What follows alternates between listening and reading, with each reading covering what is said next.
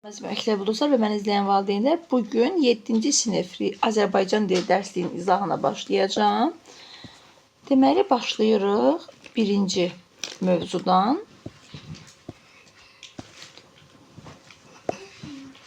Birinci bölməmiz fərd və cəmiyyət adlanır. Artıq fərd və cəmiyyət sözünün mənasını düşünürəm ki, siz bilirsiniz. Fərd tək şəxs deməkdir. Cəmiyyət isə çoxlu insanların çoxluğu.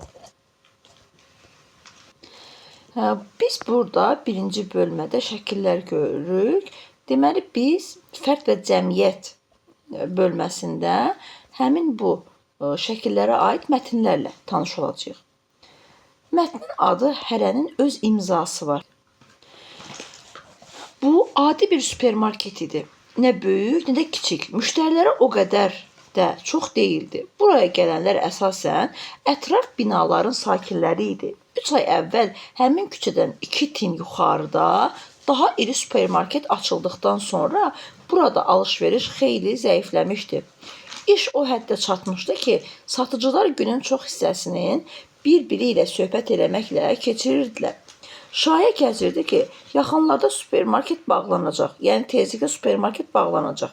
Lakin günlərin bir günü supermarketə yeni müdür təyin olundu və tez bir zamanda hər şey dəyişdi. Şuna sizcə yeni müdür vəziyyəti düzəltmək üçün nə edəcək? Deməli, sadə bir supermarket var idi, lakin 2 küçə irəlidə daha da böyük supermarket açılıb. Və şayə də gəzir ki, kiçik supermarket artıq bağlanacaq.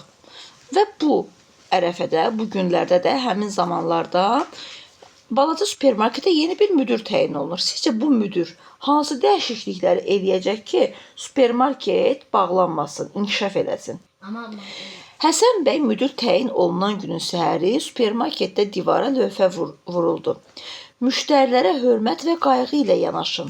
Sizə maaş verən onlardır. Həmin gün axşam Həsən bəy bütün işçiləri iclasa yığdı. Əvvəlcə o hamı ilə tanış oldu. Söhbət zamanı hər kəsə öz adı ilə müraciət etməsi işçiləri çox təəccübləndirdi. Bu qədər adamın adını ilk dəfədən yadında saxlaması istər-istəməz yeni müdirə qarşı rəğbət hissi yaratdı. Rəğbət hissi yəni ki, insanlarda ona qarşı sevgi yaratdı, maraq yaratdı. Həsən bəy işçilərə dedi, çalışın marketimizə gələn insanlarla ünsiyyətdə alıcı-satıcı münasibətlərindən bir qədər kənara çıxasınız. Siz bu insanları demək olar hər gün görürsünüz. Onların da yəqin ki, bir xoş sözə, səmimi təbəssümə ehtiyacı var. Hər bir işdə uğur gətirən əsas amillərdən biri də yaradıcı yanaşmadır. Hər bir şəxs öz işini Səttar Bəhluzadənin şəkil çəkdiyi, Üzeyir bəyin musiqi bəstələdiyi ya da Füzulinin şeir yazdığı kimi yerinə yetirməlidir. Bu zaman cavan bir oğlan əlini qaldırıb söz istədi. Bu, supermarketdə şən və zarafatçıl adam kimi tanınmış Səlim idi. O ayağa qalxıb dedi, Həsən bəy, mənim işim kassanın yanında dayanıb, müştərilərin aldığı malı torbalara doldurmaqdır. Deyə bilərsinizmi, mən bu işi yaradıcı şəkildə necə görə bilərəm? Sonra sizcə Həsən bəyin bu təklifləri supermarketin vəziyyətini düzəldəcəkmi? Gəlin baxaq. Həsən bəy gülümsündü. İclasdan sonra qalın, bir şeyə fikirləşərik. Səlim iclasdan sonra Həsən bəyə yaxınlaşdı. Maraq dolu nəzərlərlə ona baxdı. Həsən bəy soruşdu. Sən deyəsən tələbəsən. Bəli, qiyabi oxuyuram. Yəqin ki, evdə kompüterin var. Əlbəttə, Həsən bəy ayağa qalxıb kitab rəfinə yaxınlaşdı. Qalın bir kitabı götürüb Səlimə uzatdı. Bu, aforizmlər kitabıdır. Xoşuna gələn aforizmləri seç, kompüterə köçür, sonra onları çap elə. Hər müştərinin torbasına bir aforizm qoy. Yadında saxla. İşə yaradıcı yanaşma, ona öz imzanı atmaq deməkdir. Bir həftə keçdi. Həsən bəy supermarketi gəzir, satıcılara göz qoyurdu. Ət şöbəsinin yanından keçəndə satıcı ilə alıcının söhbətini eşitdi. Zərifə xanım, bugün xüsusilə gözəl görünürsünüz. Elə bil arıqlamısınız. Doğrudan? Şişman qadın sevinclə soruşdu. Uşaqlar, sizcə yeni müdir necə insan idi? Onun fikirlərini bəyəndinizmi? Məncə onun fikirləri maraqlı idi. Çünki onun bu düşüncələri, ideyaları, fikirləri supermarketə gələn alıcıların sayını artıra bilər. Əvvəldən gələn alıcılar da digər böyük supermarketə getməzdilər. Çünki balaca supermarketdəki insanların səmimi, isti münasibəti onların xoşuna gələcəkdir. Müştərilərə hörmət və qayğı ilə yanaşın, sizə maaş verən onlardır cümləsini necə başa düşürsünüz? Uşaqlar, yəni ki, əgər bir alıcı gəlib nəsə almasa, pul verib nəsə almasa dükandan, sizcə kassada olarmı? Dükana supermarketə pul gələrmi? Xeyr, gəlməz. Əgər supermarketə pul gəlməsə, o zaman müdir işçilərə pul verə bilərmi, maaş verə bilərmi? Xeyr, verə bilməz. Deməli, həqiqətən də işçilərə maaş verən insanlardır, müştərilərdir. Davam eləyək. Ət şöbəsindəki satıcının alıcıya dediyi ifadəni nə adlandırmaq olar? Nitq etiketi, kompliment, yoxsa muştuluq? Uşaqlar, bu kompliment sayılır. Yəni xoş söz. Həsən bəy gül şöbəsinə yaxınlaşdı. Burada işləyən iki qız saplağı qırılmış gülləri bir qaba yığırdı. Qızlar, bunları nə edirsiniz? Birdən satarsınız ha? Yox, Həsən bəy, bunları müştərilərin uşaqlarının yaxalarına taxırıq. Elə sevinirlər ki, bu zaman başqa bir işçi müdirə yaxınlaşdı. Həsən bəy, qonşu binada bir qoca yaşayır, heç kimi yoxdur. Neçə gündür ki, xəstədir. İcazə verin onun ərzağını evinə çatdırım. Pulunu gətirib kassaya ödəyərəm. Əlbəttə, qızım, xeyirxah iş görmüş olarsan. Bu zaman kassada işləyən qızlardan birinin səsi gəldi. Xahiş edirəm, o bir kassaya keçin. Orada növbə yoxdur. Buna cavab olaraq növbədə duranlardan biri dinləndi. Kim istəyirsə keçsin. Mən Səlimin kəlamlarından almaq istəyirəm. Uşaqlar, Səlimin kəlamları yadınızdadırmı? O, hər gün müştərilərin torbasına maraqlı bir aforizm qoyurdu. Ona görə də alıcılar istəyirdi ki, Səlimin kassasına öz mallarını aparata vursunlar. Və ya öz mallarının pulunu Səlimin kassasında ödəmək istəyirdilər. Sırf həmin kəlamlara görə. Həsən bəy razı halda kabinetinə sarı yollandı. Hərənin öz imzası var. Deməli, hər şey öz qaydasındadır. Sizcə nə üçün uşaqlar mətn belə adlanır? Çünki hər bir şəxs öz maraqlı ideyası ilə özünü müştərilərə sevdirdi. Biri xoş söz deməklə, digərləri, yəni iki gül şöbəsində olan qızlar qırılmış gülləri müştərilərin uşaqlarının yaxasına taxdığı üçün sevinirdi. Səlim maraqlı aforizmləri insanların torbasına atdığı üçün sevilirdi. Deməli, hər kəsin öz imzası var idi insanların onlara qarşı olan sevgisində. Mətndə imza sözü hansı mənada işlənib? Bu sözü yerinə görə hansı sözlə əvəz etmək olar? İmza bir var, sənədlərə, məsəl üçün, insanlar qol çəkirlər nəsə. Məsəl üçün, belə bir qol çəkirlər sənədə. Bu da imzadır. Həm də qol deyirik. Bir də var. Kiminsə imzası, dəsti xətdir. Mətnə uyğun olan, imza sözünə uyğun olan söz dəst xətdir. Burada dediyimiz kimi dəst xət sözdür. Supermarketdə işləyənlər Həsən bəyin tövsiyəsini yerinə yetirmək üçün daha nələr edə bilərdilər? Məsələn, meyvə tərəvəz şöbəsində bu ərzaqlardan hazırlana bilən xörək və salatların reseptləri təklif oluna bilərdi. dekorativ bitkilər haqqında maraqlı məlumatlar verə bilərdilər gül şöbəsində. Alıcıların arzu və istəklərini və təkliflərini öyrənmək üçün xüsusi qutular qoya bilərdilər ki, insanlar da həmin qutulara supermarketlə bağlı öz düşüncələrini, təkliflərini yazıb ata bilərdilər. Uşaqlar, sual 5-də deyir ki, siz öz işinizə yaradıcı yanaşmaq üçün nə edirsiniz? Məsəl üçün, sizə tapşırıq verilən zaman, təqdimat hazırlayan zaman necə yaradıcı yanaşmağı düşünürsünüz? Məsəl üçün, bir var ki, təqdimatı hazırlayanda adi uşaqlar, məsəl üçün, qələmlə yazırsan, heç bir şəkil falan çəkmədən aparırsan. Amma elə uşaq da var ki, elə şagird də var ki, verilən təqdimata uyğun maraqlı şəkil çəkir və ya da ki, hardansa şəkil tapıb, kopya elətdirib, yəni həmin şəklin surətini tapıb, yapışdırır. Məsələn, müəllim qız qalası haqqında təqdimat verir. Şagird də ya qız qalasının şəklini çəkir və ya da ki, internetdən qız qalasının şəklini yükləyib, kopyasını, surətini çıxardıb vərəqədə yapışdırır. 6-cı tapşırığı deyir ki, verilmiş aforizmləri mətnin məzmunu ilə əlaqələndirin.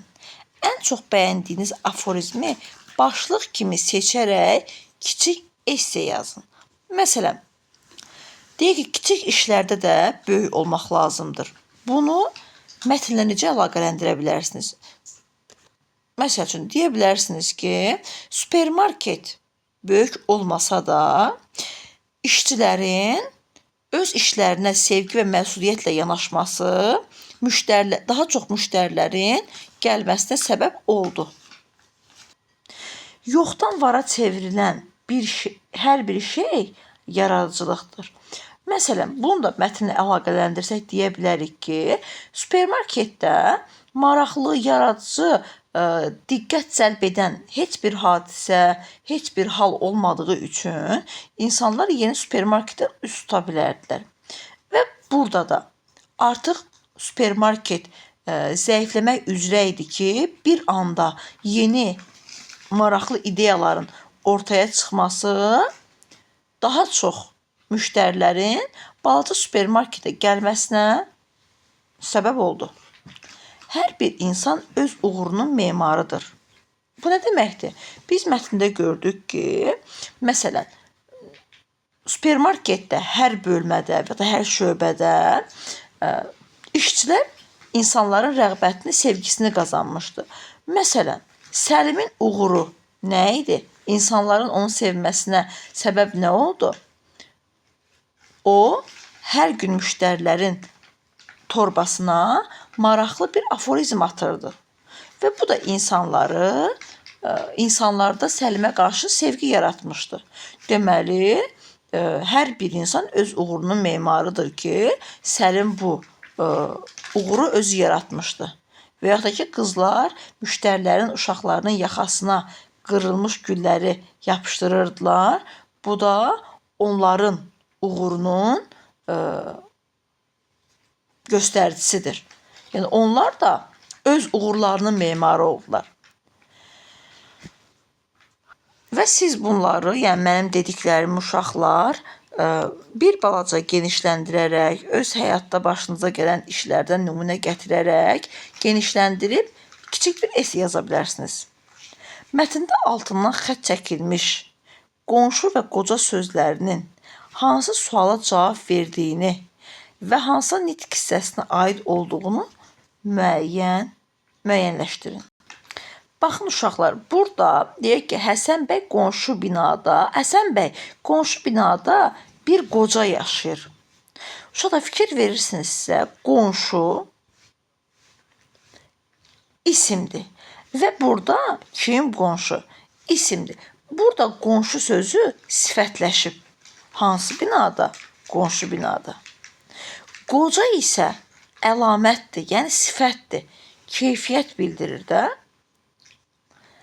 Yəni əlamət bildirir. Burada isə sifət isimləşib. Kim yaşayır?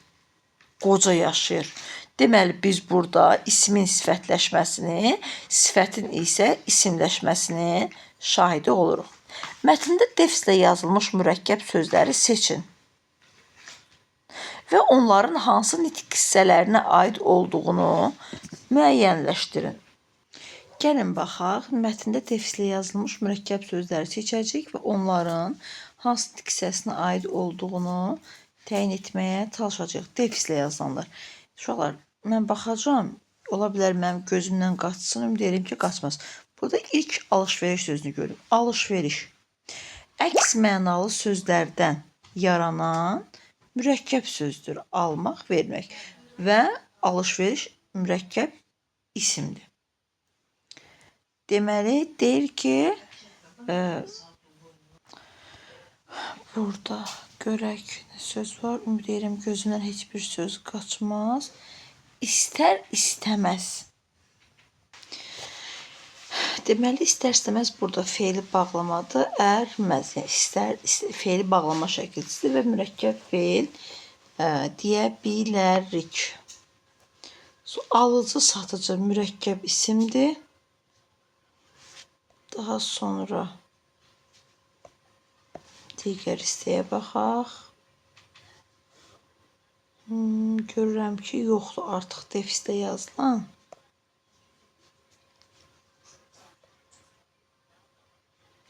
Bəli, yoxdur. Tapşırıq 9-a baxaq. Uyğunluğu müəyyən edin. Alınmış mürəkkəb sözləri yazın. Deməli, baxaq. Hansı sözlərdən mürəkkəb sözlər yaranır? Gəlin, ən sadəsindən başlayaq istəyirsiniz. Sizin üçün qeyri-adi, telestudiya, deməli, kontr-admiral, eks-çempion və əks-arqument. Deməli, burada uşaqlar əks, qeyri, eks və kontur sözlərindən sonra defis qoyuruq və digər söz yazırıq. Lakin telestudiya sözü isə telestudiya bitişik yazılır. Baxın, əks, qeyri, eks, kontur. Bunlar defislə yazacaq. Baxın belə. Kontur, admiral. Baxın, defislə yazmağı unutmayın. Verilmiş sözlərdən yaranan mürəkkəb sözlərin bitişik yoxsa defislə yazıldığını müəyyən edin. Qayda qanun defislə yazılır. Ara bir bitişik yazılır.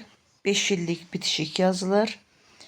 Qanunverici bitişik yazılır. Ara sıra defislə yazılır. Gəlin belə eləyək də uşaqlar. Mən burada ayırım. Deməli, defislə yazılanlar qayda qanun, ara sıra 5-6, digərləri isə bitişik yazılır. Uşaqlar, mən burada bir dənə qaydacam geriyə, fikrim burada qaldı mənim. Mən burada bir dənə bir-biri ilə, o qeyri-müəyyən əvəzlikdir. Mürəkkəb əvəzlik. İstər istəməz isə uşaqlar zərf deməli. Mürəkkəb zərfdir.